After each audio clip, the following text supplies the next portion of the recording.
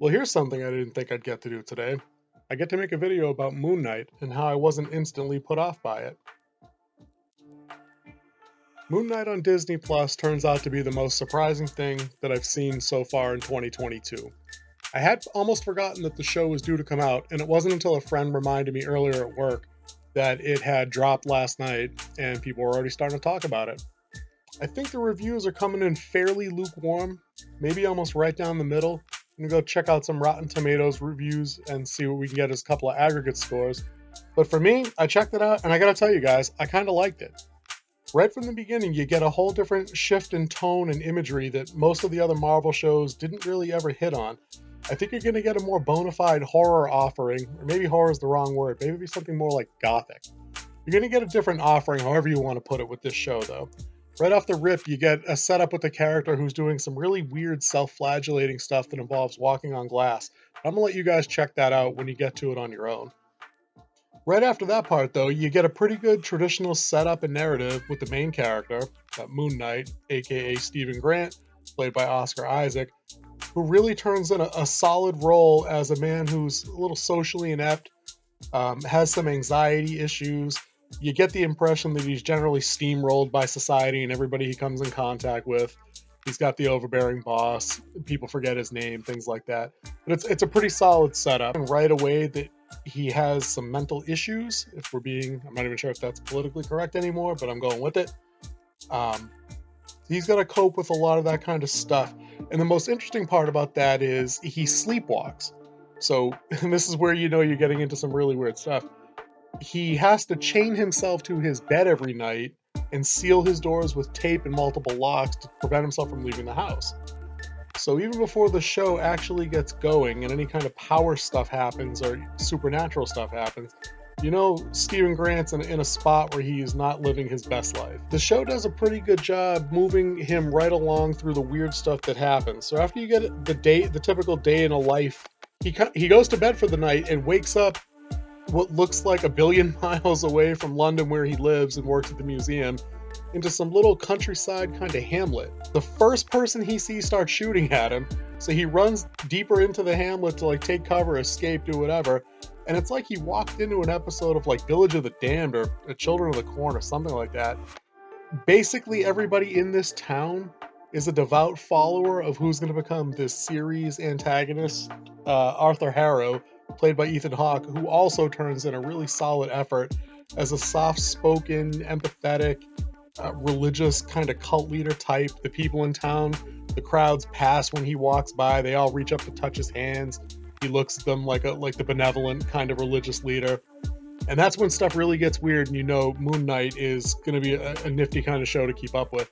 The people in town volunteer to go through some kind of rite of absolution where they have to accept a penalty of death if the rite proves that they, how do they phrase it, that they had done something unjust or unworthy. And you get to see the positive and the negative of that right away in the show, and you see what the stakes kind of are, which is really cool. A couple of nods and hints and setup pieces that really work out well in terms of being story hooks. You get hints that that not only is Stephen Grant a man suffering from a couple of different personalities at least, but he's also got a possession angle going on. And on top of that, his particular second personality as it comes up is probably like an ex-mercenary type, ex-secret agent type. So you get like shades of the Bourne Identity stuff. And then all comes back into the story in really nifty ways as the episode plays out, when he has to evade these guys who are trying to recover an artifact that Harold orders them to recover. But I like what I saw. We get to see Stephen Grant he wakes up and passes out and wakes up and passes out, and every time he does, his situation's a little bit worse.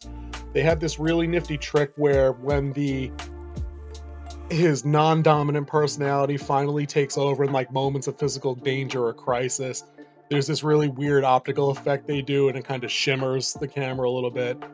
And by the time it pans back around to what's actually going on, you can see the after effects of the mercenary personality take over. It's kind of cool to watch the aftermath of him trying to sort out what he just did.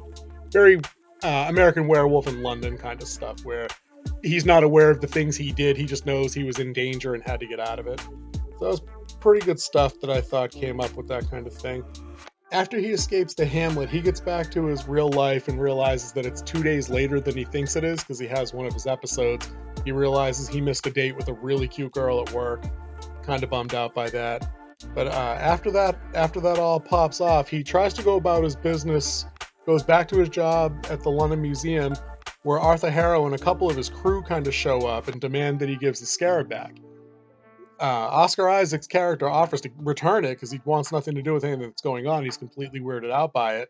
And Arthur Harrow gives him a little bit of a lecture on the Egyptian god that it actually belongs to and her function as as like a deliverer of justice. Um, and when asked if he's gonna kill Stephen Grant, Arthur Harrow responds, "No, I'm trying to help you." So he lets him go about his business. You fast forward in the scene towards the last act of the episode, and yeah, I'm not going to give anything away, but they did a couple of really good things I liked at the end of that, where they hold out the costume reveal until the very last scene. You don't see Moon Knight fully done up until the very end, which I thought was really cool. And the other thing you get is when the violence hits, it really hits at the end, and it's fairly unforgiving how that pops off. So I thought that was kind of cool. As I might have mentioned earlier, it's interesting to see them properly layer a show with enough interesting story hooks to make me want to come back and watch episode 2. And I got to be honest, guys, this is the best thing I've seen on Disney Plus in a while. I'm definitely tuning in next week. I want to see where this story goes. They set up a bunch of really, really interesting angles with the scarab that Harrow wants back. They set up the whole thing with the double personality that Stephen Grant has. There's a part near the end of the episode where he finds a cell phone hidden in his apartment with a list of missed calls from a particular person who, as yet, doesn't appear in the episode. But there's a tie in there. There's just like a lot of really nifty stuff going on. So I'll be tuning in next week to see where it goes. We didn't even really break into any of the superpowered angles of the character just yet. They didn't really put any of that prominently on screen. We just know that he's a bona fide badass when the other personality takes over. He's got hand-to-hand combat skills. He's got marksmanship skills. He's got all kinds of stuff. But when they dive deeper into the superpowered stuff based on the phases of the moon and the Egyptian god angles, I think that's where the show's really going to either sink or swim under its own weight of its mythology there. If this is going to try and take a Shazam approach to things, it might come across as kind of cheesy. So we'll see if Marvel can walk the line and turn out a good episode. But anyways, guys, that's it for me. Moon Knight, definitely checking it out next week. Let me know if you'll be checking it out. Let me know what you thought of episode 1 if you did check it. Subscribe, like, do all that stuff. I don't have a fancy spiel for that worked out just yet. And I'll see you guys in the next one.